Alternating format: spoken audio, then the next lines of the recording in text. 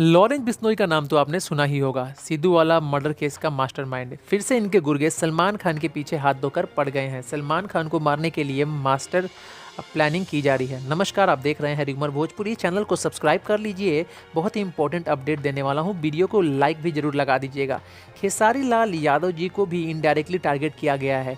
जी हाँ, आपको बता दूं, एक क्लिप वायरल होता है जिसमें लॉरेंस बिश्नोई के गुर्गे कहते हैं कि कुछ लोग ऐसे हैं कि अपने इंडस्ट्री से छोड़कर हरियाणवी और पंजाबी में घुसने की कोशिश करते हैं, हम उनको बर्बाद कर देंगे। जी हाँ, खेसारी लाल यादव जी ने हरियाणवी इंडस्ट्री में एक बहुत बड़ा गाना किया था, आपको याद होगा, मटक मटक के।